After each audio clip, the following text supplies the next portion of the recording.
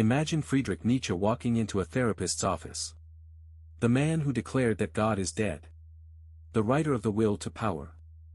The philosopher who collapsed in Turin in 1889, reportedly after seeing a horse being whipped. How would the great psychologists have read him? Each one found something different, and each one was changed by the encounter. Start with Sigmund Freud. Freud owned Nietzsche's collected works and admired them deeply. But he deliberately avoided studying him. The reported reason, Nietzsche's insights were so close to psychoanalysis that Freud feared being influenced and losing his own independence. Whether the story is exact or not, the respect behind it is real. The unconscious, repression, the hidden motives underneath morality, Nietzsche got there first, and Freud knew it. Carl Jung had no such fear. He devoted a years-long seminar to Nietzsche's Thus Spoke Zarathustra in the 1930s.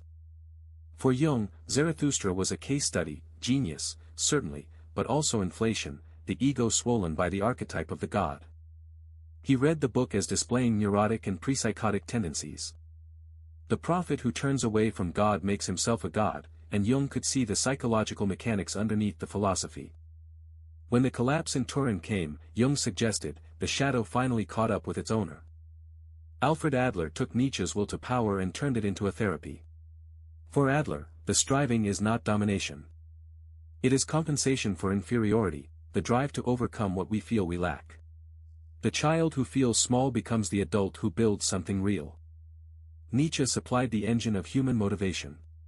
Adler gave it a direction and a name. Viktor Frankl survived the concentration camps and built logotherapy around a will to meaning.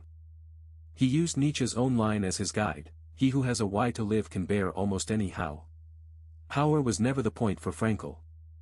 The point is meaning, and meaning can be found even in suffering. Nietzsche diagnosed the sickness of the modern soul. Frankl offered the medicine. And then there is Irvin Yalom, an existential psychotherapist who wrote a novel called When Nietzsche Wept. In it, Joseph Breuer, the founder of Psychoanalysis, sets out to treat the philosopher. But by the end, it is Nietzsche who cures the doctor. It is fiction, carefully researched and richly imagined, but it captures a real truth. The psychologist and the philosopher are doing the same work, entering from opposite doors. So what would a psychologist say about Nietzsche?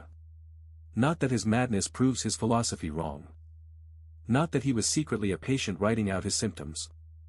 He was the first great psychologist of suspicion, the thinker who said beliefs are symptoms, that values grow out of bodies and drives, and that morality can hide resentment.